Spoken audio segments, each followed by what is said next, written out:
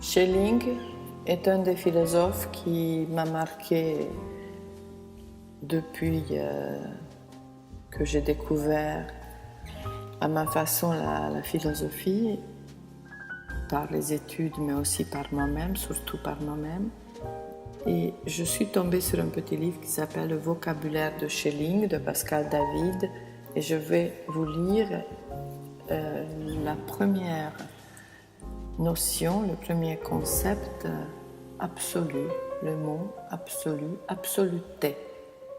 Absolu désigne, selon Schelling, ce dont tout homme était pris au fond, sciemment ou à son insu, dès lors qu'il sent en lui les chardes finies et de sa rude écorce, ce qui n'est lié à rien, ni borné par lien, l'absolu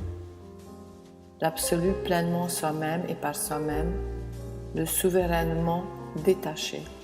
L'absolu est, comme son nom l'indique, absolutum, qui correspond dans ce sens au grec choristos, séparé, ce qui est détaché, délivré, voire absous de la particularité et des œillères qui sont celles du fini, ou encore, dans les termes mêmes de Schelling, los, ledig und frei.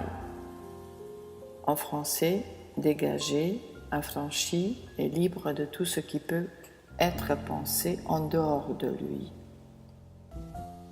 Être absolu, ajoute Schelling, signifie aussi, conformément à l'usage de la langue, être tout à fait libéré de tout rapport et de tout lien. La focalisation sur l'idée d'absolu se trouve ainsi liée dès le départ à une philosophie de la liberté. C'est peut-être le message le plus important que j'ai reçu de Schelling. Il n'y a pas de philosophie, il n'y a pas d'humain sans liberté.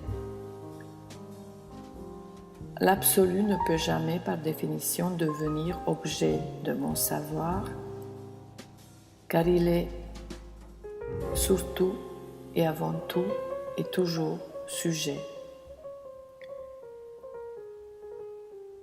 L'objet se définit par opposition au sujet. Dans l'absolu, en effet, les différences sont comme neutralisées, ou dans d'autres termes, l'absolu est ce qui a en lui-même sa négation.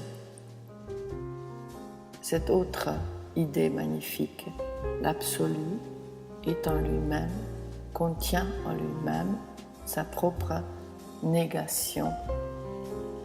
Dieu est montagne, dit Deleuze, c'est-à-dire qu'il n'est pas montagne.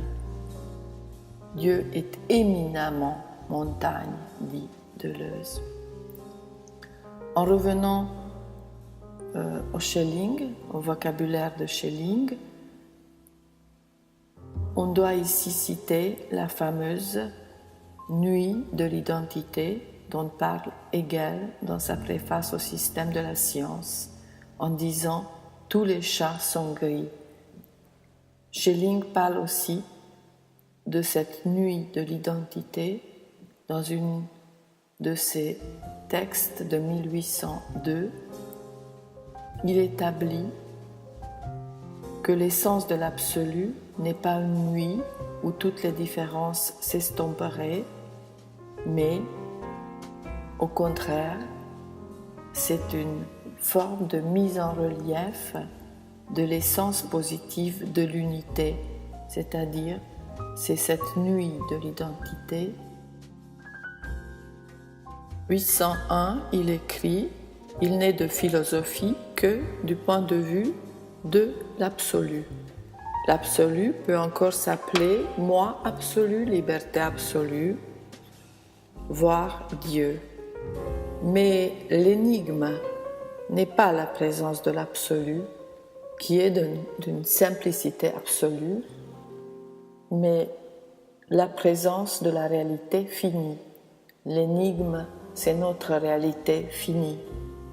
Comment on s'autopositionne dans cette réalité finit alors que notre conception de l'être touche l'absolu, se définit dans l'absolu. Comment l'absolu peut-il sortir de lui-même et s'opposer à un monde? Demande Schelling déjà en 1796 dans la 6e des lettres sur le dogmatisme et le criticisme. Voilà donc la question: comment l'absolu peut-il sortir de lui-même et s'opposer à un monde? Comment nous-mêmes on est à l'œuvre dans ce monde, un monde qui est inconcevable sans liberté si on se situe du côté de la philosophie. En termes kantiens, le problème se pose de la manière suivante: comment des jugements synthétiques a priori sont-ils possibles?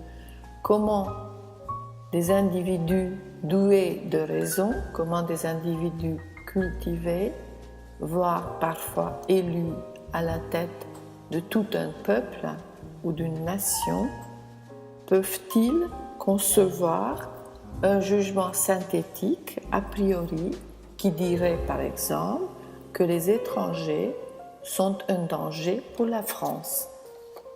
Nous sommes confrontés quotidiennement à ces jugements synthétiques a priori qui constituent une forme de monde de la bêtise, de la destruction de la liberté et donc des savoirs et donc des sujets, ceux-mêmes qui se croient autorisés à parler d'une tribune avec ce type de jugement général a priori, qui sont autant de formes de destruction du sujet et de transformation ou de métamorphose, comme dirait Kafka, des êtres humains en objets. La philosophie de Schelling n'a jamais cessé toutefois d'être une confrontation avec l'absolu. Ce qui fait l'unité d'une pensée soumise à bien des vicissitudes, c'est la marque impérieuse de l'absolu, véritable espace de gravitation de la connaissance, écrit Schelling.